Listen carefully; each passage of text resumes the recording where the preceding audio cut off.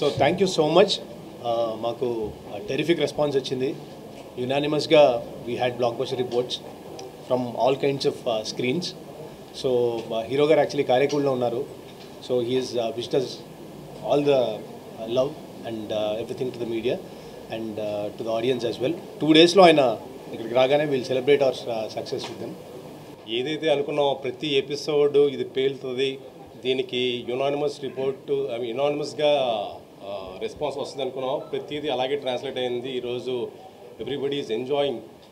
ఒక standing ovation ఉంది. We are very happy.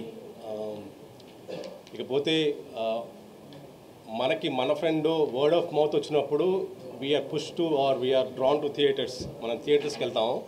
అలాంటి ఒక మీకు వర్డిక్ట్ ఎక్కడి నుంచి వస్తుంది అంటే ఒక బుక్ మై షోలోనో, ఎందుకంటే ఆడియన్స్ ఓట్ చేసేది బుక్ మై షోలో కానీ IMDbలో కానీ పేటిఎంలో కానీ ఇలాంటి ఒక క్రెడిబిలిటీ ఉన్న సైట్స్లో you will reflect yourself. మీలాంటి ఫ్రెండ్స్, మీలాంటి ప్రేక్షకులు ఓటేసేది అక్కడ.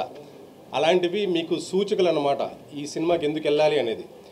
ఇకపోతే మిగతా విశ్లేషణ పేరుతో విషయం చెమ్మే ఏవైతే కొన్ని సైట్లు ఉంటాయో అసలు వాటిని పట్టించుకునే అవసరం కూడా లేదు. మీరు చూడాల్సింది, మిమ్మల్ని రప్పించడానికి కారణాలు ఈ సైట్లు ఉంటాయి. ఈ బుక్ మై షో కానీ లేకపోతే IMDb కానీ. That is what it is reflecting the genuine content rating అనమాట. And thank you so much for the response what we are getting today. We are much grateful to the audience. Good evening అందరికీ. నేను పర్సనల్గా అంటే talk follow అవుతున్నప్పటి నుంచి రాత్రి ఒక show పడింది. I think me friends UK నుంచి మాకు ఫస్ట్, అంటే ఇంత మునుపు US పడేది, ఇప్పుడు UKలో ఫస్ట్ టైం ప్రీమియర్ అన్నిటికంటే ముందు పడింది. సో అక్కడ నుంచి మేము టాక్ ఫాలో అవుతూ వచ్చాం. So like the director and writer said మాకు యునానిమస్ రిపోర్ట్స్ వస్తున్నాయి బిగినింగ్ నుంచి. సో పొద్దున్న నేను పర్సనల్గా థియేటర్కి వెళ్ళి మా ఫ్రెండ్స్ అండ్ ఫ్యామిలీతో చూశాను అండ్ వేరే థియేటర్స్ కూడా వెళ్ళాను. So I think people are enjoying it. And first time అంటే రవితేజ గారు ఆయన కంఫర్ట్ జోన్, అంటే మామూలుగా ఎప్పుడు ఎనర్జెటిక్గా సరదాగా అంటే వెరీ కొలోక్యల్గా సరదాగా ఎక్కువ ఎనర్జెటిక్ తోటి ఉంటారు మామూలుగా ఆయన చేసే క్యారెక్టర్స్లో. That is what we expect from him. So ఆయన ఇంత మునుపు అంటే నాకు మా వాళ్ళు కానీ ఆడియన్స్ కానీ చెప్పింది ఏంటంటే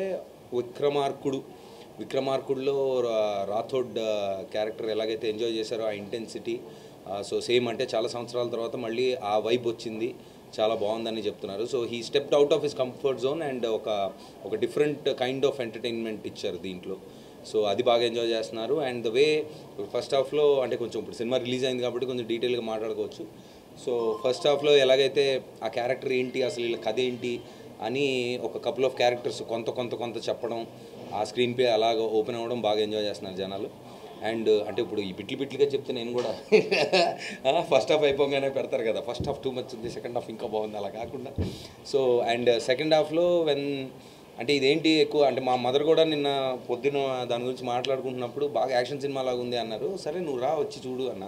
so she was also very happy. ఎలాగైతే సెకండ్ హాఫ్లో అసలు కథ ఏంటి, మెయిన్ అసలు ఏం జరిగింది అని తెలుసుకుంటూ ప్లస్ ఓహో ఇదనమాట యాక్షన్ బ్లాక్లు లేదా ఈ కథ అని main characters main story open అయిన తర్వాత ఎలాగైతే ఎమోషనల్ ట్విస్ట్ తీసుకుంటుందో సినిమా, అది ఎవరో ఎక్స్పెక్ట్ చేయలేదు. మేము రిలీజ్ ముందు కూడా చెప్పాం, అంటే మామూలుగా యాక్షన్ కమర్షియల్ ఫిల్మ్స్లో యాక్షన్ తోటి ఎండ్ అవుతుంది, కానీ దీంట్లో మరి అది ఎలాగా ఈ సన్నటి కుర్రాడు అలా రాశాడు అనేది ఎవరికీ తెలీదు.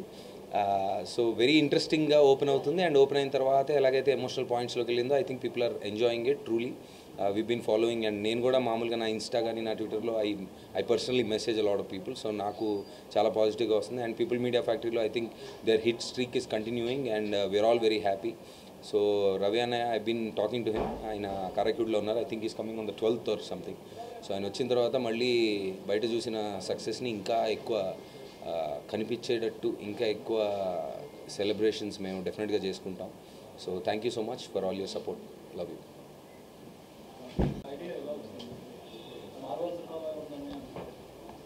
మార్వలస్గా ఉందంటున్నారా? It's like a marvel, it like a wow. అంటే కమ్స్ ఫ్రమ్ ద స్టోరీ. ఆయన ఇన్ని ఆయుధాలు తీసుకెళ్ళిపోతాడు కాబట్టి ఆయన ఇంటినే ఒక ఆయుధం చేసుకుంటే ఎలా ఉంటుంది, ఎక్కడెక్కడ ఉండొచ్చు ఆయుధాలు, ఇల్లు ఒక ఆయుధం, మాత ఒక ఆయుధం, అలా స్టోరీ నుంచి వచ్చిన ఐడియానే, స్పెసిఫిక్గా చేసిన ఐడియా. అదే సేమ్ కథిచ్చే బ్యాకప్పే ఆ డైలాగ్ కూడా కారణం. పబ్జీ గేమ్ కంటే సినిమాలో ఎక్కువ గేమ్లు ఉన్నాయని కొంతమంది ఇంకా వెళ్ళడానికి ఫిక్స్ అయ్యారు, అంటే బ్యాచ్ అంటే పబ్జీ బేసిక్గా ఏంటంటే తెలియకుండానే మనలో రెలవెంట్ థింగ్ అయిపోయింది. అంటే ఒక పాయింట్లో నేను చాలా చిన్న పిల్లల దగ్గర నుంచి పెద్దవాళ్ళ వరకు పబ్జీలు ఆడుతూ దాన్ని ఇంకా ఏకంగా బ్యాన్ చేసే పొజిషన్కి వచ్చిందంటే స్కోప్ పెట్టు, సో స్కోప్ కరో back side, why can't we use it అని అనిపించి వాడుకున్నాం అంతే. దాన్ని I think kids are enjoying it very much. Announce చేశారు కదా పార్ట్ 2, సో ఎలా ఉండబోతుంది, మా ఎక్స్పెక్టేషన్స్ ఎలా పెట్టుకోవచ్చు, యాక్షన్ ప్యాక్డా లేదంటే అన్ని ఎలిమెంట్స్? అంటే ఒకటి మనం ఈ సినిమా ఫస్ట్ నుంచి కూడా ఆ సినిమాలో డైలాగ్ ఉంది, ఇందే డైలాగ్ యాక్చువల్లీ, గేట్లు వేసాం, సైరన్ వేసాం, అలాగే మనం సినిమా ట్రైలర్లు వేసాం, టీజర్లు వేసాం, సినిమా యాక్షన్ ఫిల్మ్ డ్రామా అని చెప్తూ వచ్చాము. నువ్వు శంకరాభరణం ఎక్స్పెక్ట్ చేసి వస్తే మనం ఏం చేయలేము. సో ఇది యాక్షన్ డ్రామా, యుద్ధకాండ తీసినా కూడా యాక్షన్ డ్రామాలానే ఉంటుంది, యాక్షన్ ఫిల్మ్లో ఉంటుంది, కమర్షియల్గా ఉంటుంది, మాస్ ఆడియన్స్కి రీచ్ అవ్వడానికే ట్రై చేస్తాం. సో దీంట్లో అఫ్కోర్స్ స్టోరీ టెల్లింగ్లో మనం కొంచెం ఎన్హాన్స్మెంట్స్ ట్రై చేస్తాం, ఒక ఫినిష్ ఇవ్వడానికి ట్రై చేస్తాం, కానీ బట్ మేజర్లీ తీసేదైతే కమర్షియల్ యాక్షన్ డ్రామా. రవితేజకి ఎలా కన్విన్స్ చేశారు? బేసిక్గా ఆయన జోనర్ సపరేట్ ఉంటుంది, ఆ కంఫర్ట్ జోనర్ నుంచి బయటకు వచ్చి యాక్షన్ ప్యాక్ ఫిల్మ్ ఇప్పుడు వరకు చేయలేదు ఆయన. అంటే యాక్షన్ అనగానే కమర్షియల్ ఒక లేబుల్ వచ్చేస్తుంది కాబట్టి ఆటోమేటిక్గా ఆయన ఈ వాజ్ వెరీ ఓపెన్ ఫస్ట్ నుంచి కూడా.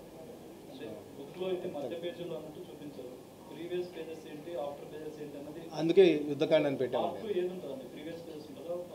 యాక్చువల్లీ రెండు ఉంటాయండి అందులో, ప్రీక్వెల్ సీక్వెల్లో ఉంటుంది.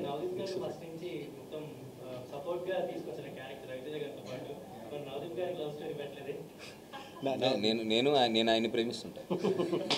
రొమాన్స్ అదే సెకండ్ పార్ట్లో మీరు చూస్తాడు బ్రోమాన్స్.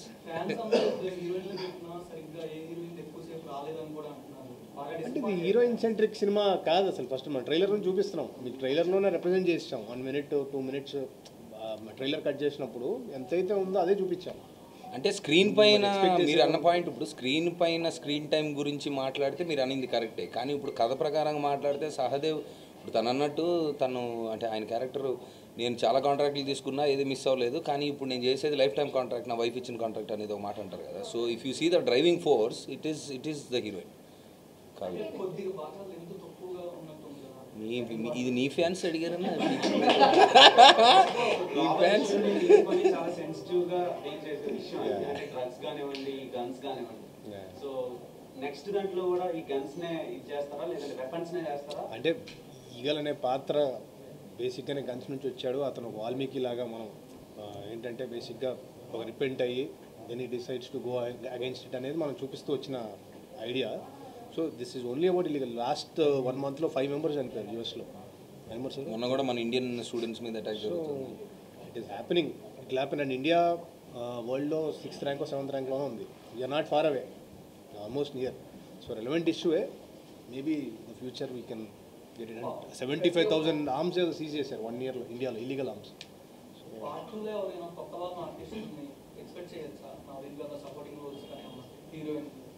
సో ఆ కంప్లీట్లీ అసలు టూ ఎర్లీ టు కమెంట్.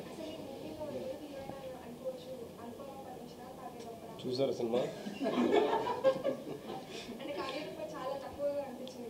అంటే తక్కువ ఎక్కువతో సంబంధం ఉన్న ఇంపాక్ట్ ఏంటి అనేది పాయింట్. సో అంటే గన్స్ తోటి లవ్ చేయొచ్చు, ఇట్లా యాపిల్స్ గురించి కానీ ఇలా చాలా పాయింట్స్ చూపించారు కదా.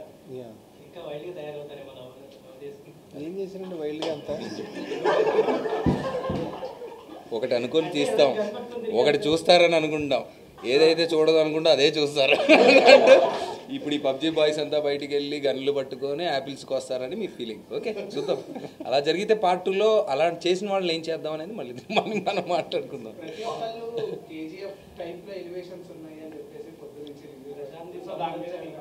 మళ్ళీ ప్రశాంత్ కనిపించారు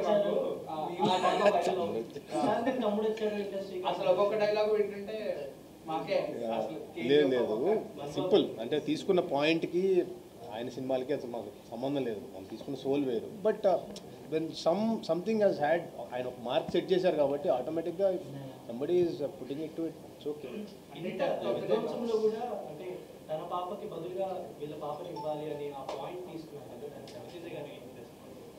ఆయన హ్యాపీ అంటే ఎమోషనల్ పాయింట్ ఏదో ఒకటి ఉండాలి కదా డ్రామాకి, డ్రైవ్ ఉండాలని ఈ tried all these things. Climax లో అమ్మోరు సీన్ ఉంటుంది, చెప్పేకి నువ్వు అన్నీ దానికి చాలా ఆడియన్స్ రెస్పాన్స్ హెవీగా ఉంది. టూ మచ్ ఉంది అది the highest goose bumps moment అంటే అదే. అసలు ఆ బ్యాక్గ్రౌండ్ స్కోర్ కానీ అది కానీ నేను అంటే I know the story, I saw the visual, కానీ బ్యాక్గ్రౌండ్తో ఫుల్ థియేటర్లో జనాలతో నేను చూడలేదు కదా.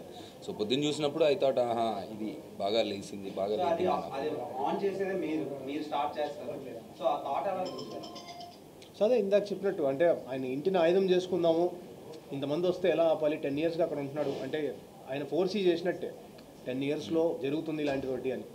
సో 4C చేసుకున్నప్పుడు ఎట్లా బిల్డ్ చేశారు అని మీరు యాక్చువల్లీ డీటెయిల్గా చూస్తే నవదీప్ గారు యాక్చువల్లీ ముందు సీన్స్లో కూడా అది రిపేర్ చేస్తూ ఉంటారు. శ్రీనివాస్ వచ్చినప్పుడు శ్రీనివాస్ హౌస్లా గారు వచ్చినప్పుడు అండ్ ఫస్ట్లో అజయ్ ఘోష్ గారు ఇంటికి వచ్చినప్పుడు ఆ కార్ది ఫిక్స్ చేస్తూ ఉంటారు. సో ఎక్కడ సబ్ కాన్షియస్గా బిల్డ్ చేస్తూనే వచ్చాం, అది తర్వాత పే ఆఫ్ చేసుకున్నాం.